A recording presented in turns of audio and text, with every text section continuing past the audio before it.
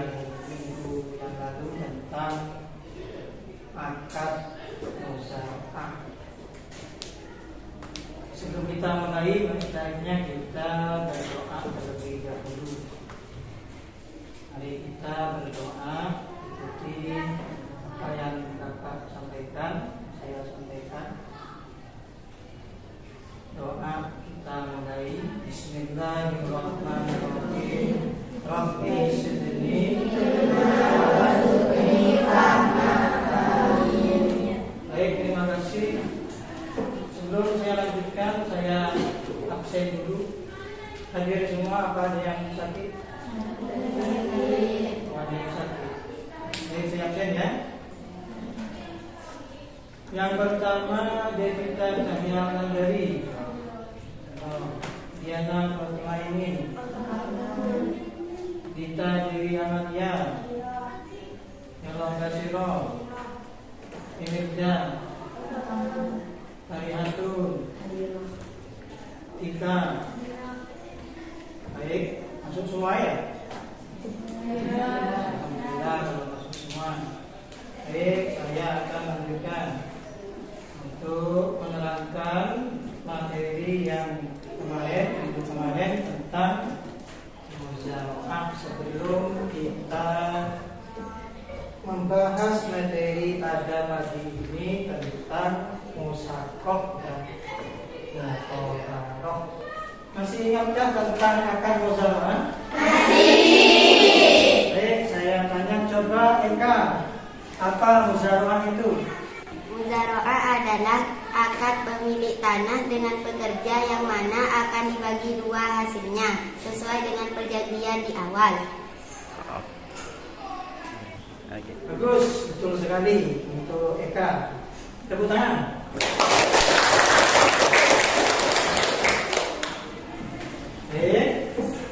Sudah anak-anak sekarang sudah paham tentang musyawarah yang saya sampaikan minggu kemarin.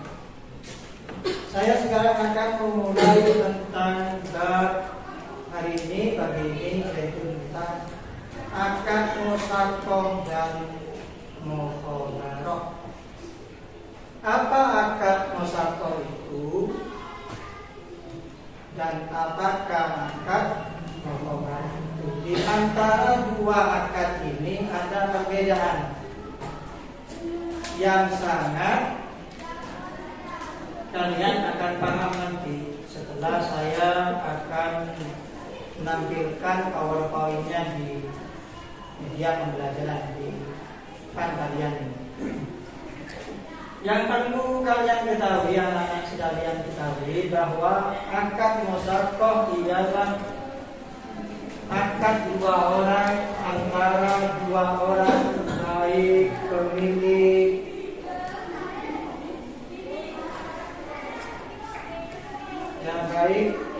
pemilik sawah dan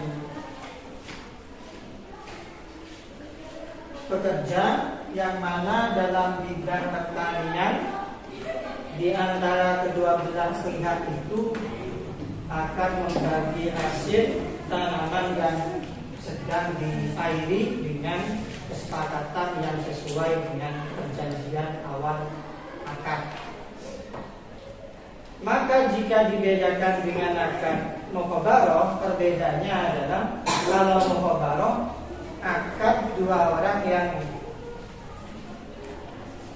ijab qabul atau sepakat di awal ijab atau transaksi dengan ditanggung semua perlengkapan mukhabarah oleh pihak pemilik tanah, seperti alat-alatnya, seperti obatannya, pupuknya, seperti pengairannya, termasuk lagi mengeluarkan modal, mengeluarkan bibitnya, entah itu bibit padi, bibit tembakau, bibit jagung, atau tanaman-tanaman yang lain yang bisa diambil manfaatnya.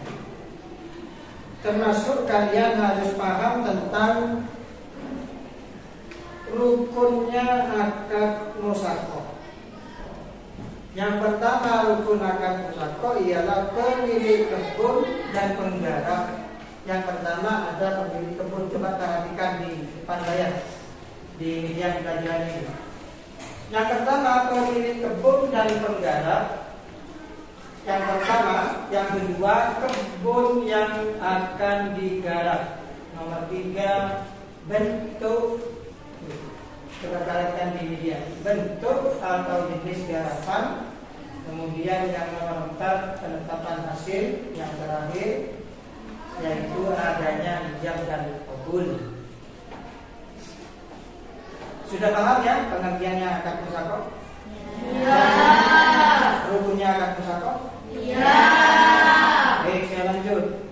Kemudian di dalam akad musyakoh juga ada syarat-syarat yang harus dipatuhi, yang harus dilaksanakan dan dipenuhi oleh kedua belah pihak. Termasuk yang pertama, orang yang menyerahkan kebun atau orang yang memasrahkan kebun itu dari pihak malik atau pemilik kebun, pemilik tanah yang sebenar-benarnya. Maksudnya adalah hak milik orang itu, bukan milik orang lain. Paham? Nomor 2, tanaman yang dipelihara harus jelas. Maksudnya adalah apa yang akan ditanam itu, entah itu padi, entah itu jagung, entah itu tembakau, entah itu tebu, atau tanaman yang lain harus jelas. Harus tidak makdum, tidak mengira-ngirakan, atau barangnya belum ada, masih ada di toko sana, masih ada di desa sana, itu termasuk tidak memenuhi syarat. Jadi bibitnya sudah harus jelas yang akan ditanam. Kemudian yang poin ketiga yaitu waktu melaksanakan musyakoh harus jelas. Maksudnya waktunya, ketika akad, ketika transaksi harus jelas. Entah itu 3 bulan, entah itu 6 bulan atau lebih. Kadang ada yang setahun, ada yang 2 tahun. Seperti contohnya petani mempunyai kebun pohon jati, malah tahun-tahun. Kadang ada yang kayak umumnya di desa-desa kita ini, tempat kita, sengon itu bisa jadi 4 tahun, kadang 3 tahun. Ada yang lebih cepat, 40 hari, seperti rumput gajah untuk makan kambing atau ternak sapi ya. Paham ya? Termasuk menentukan bulan, termasuk juga tanggal di awal atau ijab qabul. Poin yang nomor 4 yaitu presentasi pembagian hasil harus jelas sebelum dimulai pekerjaan. Jadi sebelum akad itu sudah transaksi pembagian hasilnya. Kalau hujannya enak, artinya waktu musim hujan, maka pembagiannya itu harus stabil, harus adil. Yang pekerja 10%, yang pemilik lahan 10%. Jika yang pemilik atau pekerja menanam suatu tanaman pada waktu bulan yang tidak ada hujan, umpamanya pakai alat penyedot air, pakai timba atau sumur atau ngambilan di sungai, maka itu pembagiannya lebih kecil, lebih sedikit, yaitu 5%. Paham? Terakhir poinnya, akad hendaknya dilaksanakan sebelum membuat perjanjian, membuat atau transaksi. Oke. Kalian sudah paham semua tentang rukun, pengertian rukun dan syarat. Yang terakhir yaitu tentang hikmahnya musyakoh, akad musyakoh, yaitu dapat termenuhi kemakmuran bersama karena membuka lahan pekerjaan bagi orang lain. Mungkin saja tidak punya sawah, tidak punya kerja, Kedua poinnya yaitu saling memberi manfaat, memberi kebaikan, kemaslahan di antara malik dan pemilik tanah dan pekerja atau petani yang membawa di antara keduanya mengambil manfaat daripada tanah dalam perjanjian akan usaha. Terakhir poinnya, bagi pemilik tanah merasa terbantu karena kebunnya sudah terang atau terlihat diambil manfaatnya. Itulah tentang akad musakoh, dari pengertian, dari rukun sampai syarat sampai hikmahnya akad musakoh.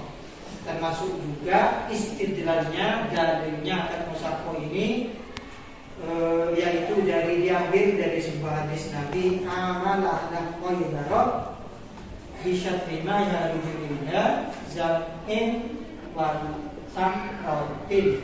Ketika Nabi membuka lahan pekerjaan kepada ahli Khaybar untuk menanam atau bercocok tanam di daerah Khaybar, mengambil manfaat dari tanaman kurma dan anggur, dalilnya tentang akad musakoh. Baik, anak-anak paham ya? Alhamdulillah.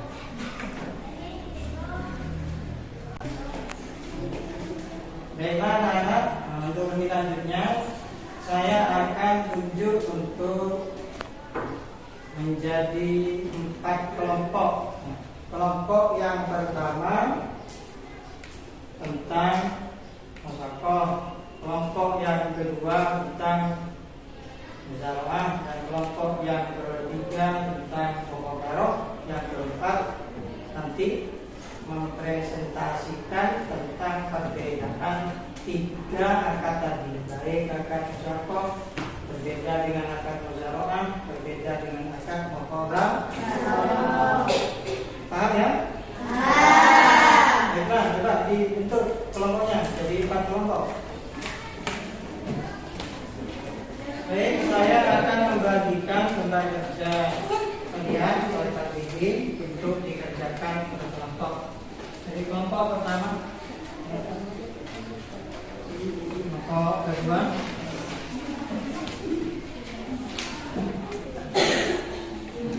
kelompok ketiga, kelompok keempat.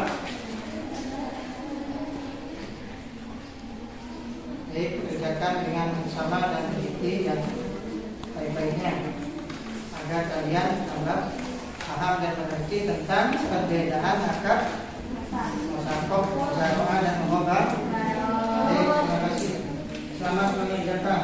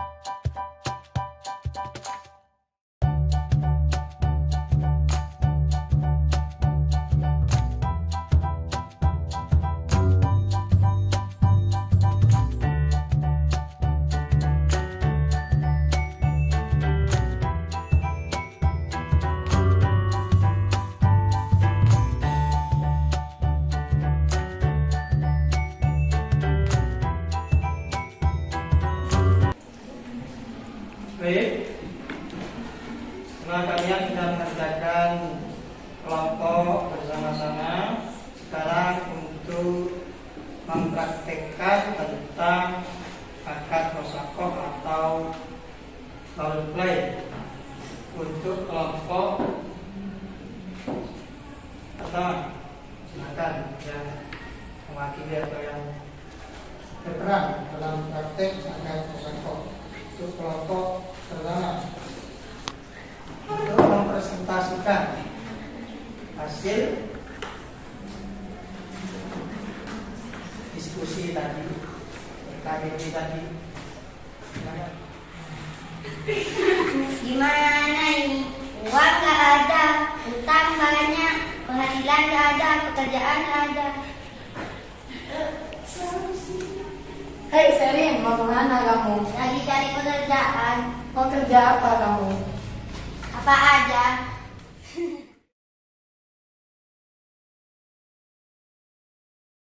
Gimana kalau kamu kerja sama aku? Kerja apa? Kerjanya garap sawahku. Ya boleh. Tapi aku nggak punya modal. Kalau modal tenang saja biar aku yang tanggung. Oke. Bibitnya bagaimana? Tenang, aku juga yang tanggung. Kamu tinggal menggarap saja. Oh, iya dah. Terus pembagiannya bagaimana? Nanti hasilnya kita jadikan satu, terus dikurangi modal, terus kita bagi dua. Oke, kalau gitu saya sanggup. Deal? Deal. Ya. Kapan mulai kerja? Sekarang. Ayo ikut ayo. Ayo. Tepuk tangan.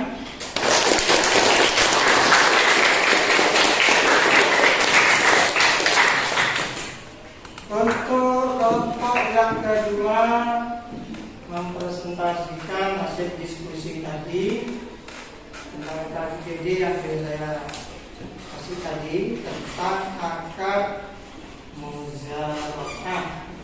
Ayo, siapa yang akan mewakili kelompok kedua tentang praktekkan atau presentasikan tentang akad muzakarah? Silakan ambil ke depan ini.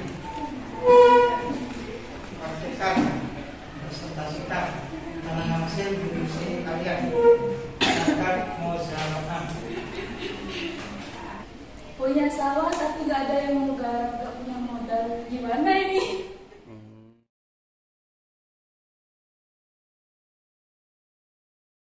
Ini mau cari orang yang mau garap sawah, tapi sayangnya nggak punya modal. Oh gitu, kebetulan saya nganggur sekarang, tapi sayangnya nggak punya modal. Gampang kalau modal. Jadi saya garap sawahnya, modal apa saya? Oh ya udah. Terus pembagiannya gimana? Harus lebih banyak saya karena saya yang memodali. Oh ya udah, berapa persen? Kamu 30%, saya 70%. Oke? Baik, terima kasih untuk kelompok dua atas diskusinya dan penjelasannya. Terima kasih.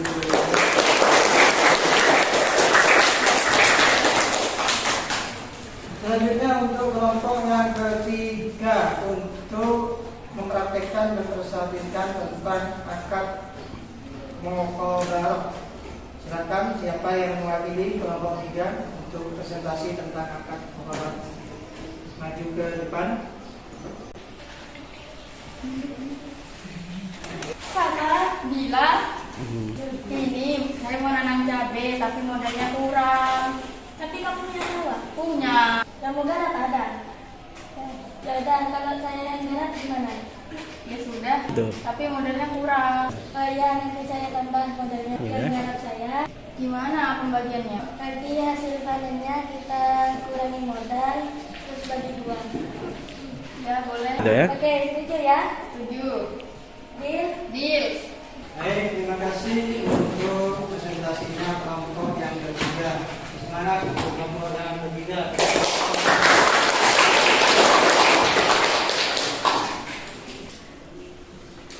Baiklah, anak-anak, sebelum kita akhiri materi pada pagi ini, saya simpulkan terlebih dahulu tentang akad musakoh, yang mana kesimpulannya musakoh, muzakarah dan muqadarah ialah kerjasama antara dua orang pemilik tanah, pemilik sawah, pemilik kebun, dengan petani atau pekerja yang untuk mengambil manfaat dari tanaman tersebut, maka kita bisa ambil dari manfaat tadi untuk memberi kemaslahatan dan kebaikan kepada orang yang mencari pekerjaan atau membuka lahan pekerjaan bagi kebutuhan masyarakat umum.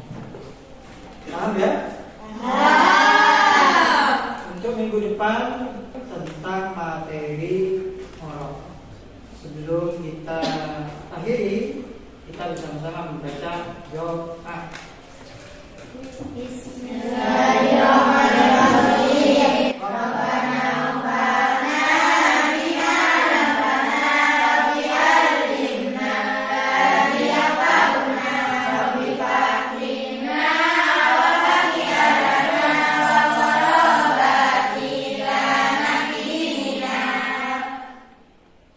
Terima kasih anak-anak. Yang semangat ya belajar ya.